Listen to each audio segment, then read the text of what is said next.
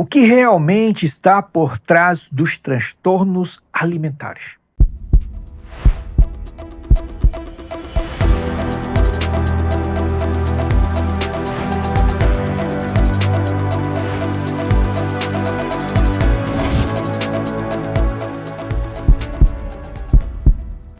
Você sabe quais são as duas grandes formas de olhar para os transtornos alimentares? Chamado de vícios em comida? Primeiro, nós precisamos entender os dois lados. De um lado, há uma abordagem que enxerga a comida quase como uma substância viciante. Nessa visão, o foco está em identificar os alimentos chamados de gatilho, criar regras, horários, estruturas rígidas, exclusões. É um modelo que tenta controlar o comportamento a partir da comida. Do outro lado, existe uma abordagem que entende os transtornos alimentares não como um problema da comida em si, mas como um comportamento aprendido para aliviar uma dor emocional, que muitas vezes está ligada a experiências dolorosas da infância. E a pergunta central não é qual delas está certa, mas o que realmente explica por que algumas pessoas desenvolvem esse padrão e outras não. A primeira coisa que precisamos entender é algo fundamental. Nada é por si só viciante. E tudo pode tornar-se viciante. A mesma substância, o mesmo alimento, o mesmo comportamento em uma pessoa não gera dependência, em outra gera. Isso vale para drogas, álcool, compras, jogos e também, meu querido, para comida. Então, o ponto central não é a substância, é a suscetibilidade da pessoa. Agora, de onde vem essa suscetibilidade? Ela não nasce pronta. A pessoa não nasce com essa suscetibilidade. Ela é construída. Nós sabemos que o cérebro humano ele é moldado e, em grande parte, pelas experiências da infância. O estudo ACE prova isso. Nós temos muitos estudos comprovando isso. Os circuitos emocionais, os sistemas de recompensa, os mecanismos de regulação do estresse são organizados a partir do ambiente emocional em que essa criança cresceu. Sabemos que o açúcar, que o sal, que os ultraprocessados, eles estimulam a dopamina, eles geram prazer imediato. Mas presta atenção no que eu vou te falar. A indústria, ela sabe bem disso e explora isso de forma deliberada. Mas isso sozinho não explica por que uma pessoa se torna viciada em comida. O que explica é quem precisa daquele alívio.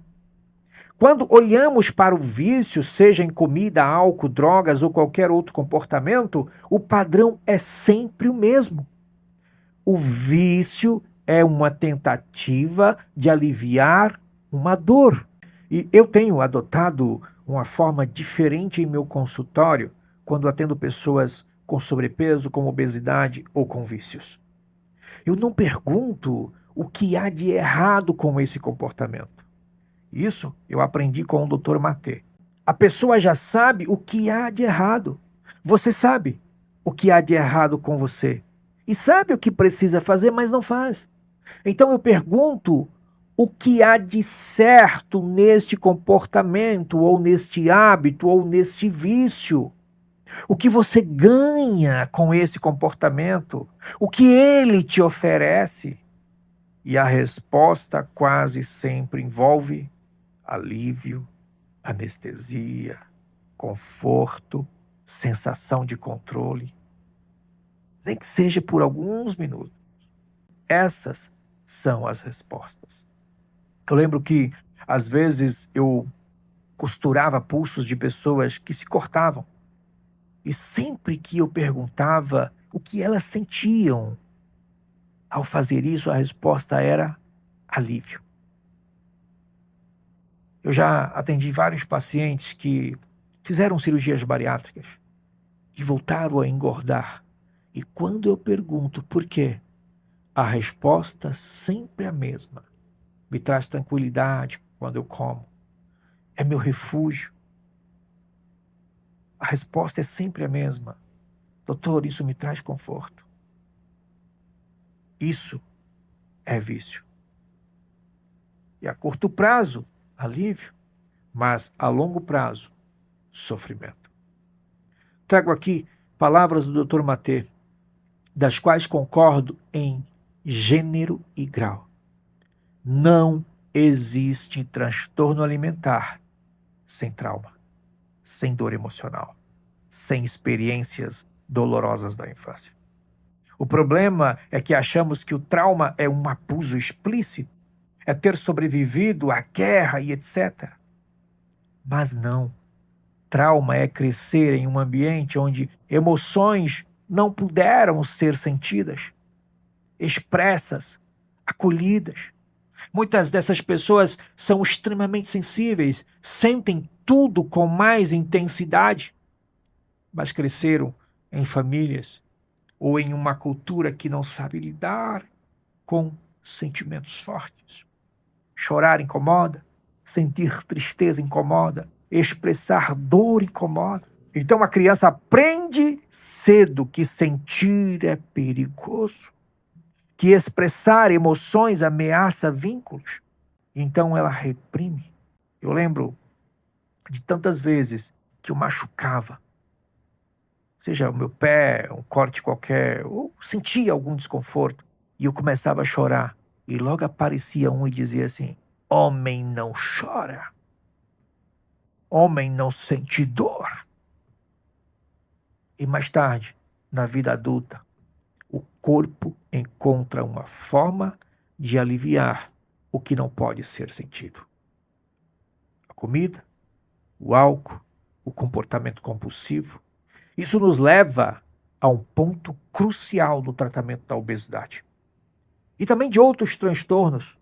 Faz parte do tratamento ensinar técnicas de controle emocional. Mas isso não é suficiente. Imagina que tirar 90% do estômago de uma pessoa não é suficiente para curá-la. Para curar essa pessoa precisa ter segurança suficiente para que possa sentir. E isso exige algo muito profundo de nós médicos. Nós precisamos tolerar nossas próprias emoções, porque quando o profissional não tolera a dor, o choro, a vulnerabilidade, ele tenta controlar o processo. E sem perceber, ele recria o mesmo ambiente emocional da infância daquela pessoa, daquele paciente. Segurança emocional, cura, controle não. Eu estava estudando esse tema para gravar esse vídeo e me veio alguns pensamentos. Como os médicos que atendem 5 pacientes por hora vão ter tempo para ouvir, para sentir os seus pacientes? Nós médicos precisamos ser mais humanos no cuidado. Existe uma ideia rígida de que o profissional ele não pode compartilhar as suas experiências de dor e de sofrimento com os pacientes. Mas, na minha opinião, isso não está correto. A questão não é se existe o compartilhamento. Toda relação saudável tem compartilhamento. A questão é a intenção. Se o profissional revela uma experiência para buscar atenção, validação ou simpatia, isso é inadequado. Mas quando há humanidade genuína, presença e verdade, isso ajuda o paciente. E sabe por quê? Porque ninguém quer ser guiado por alguém que nunca percorreu o caminho. Confiança nasce quando sentimos.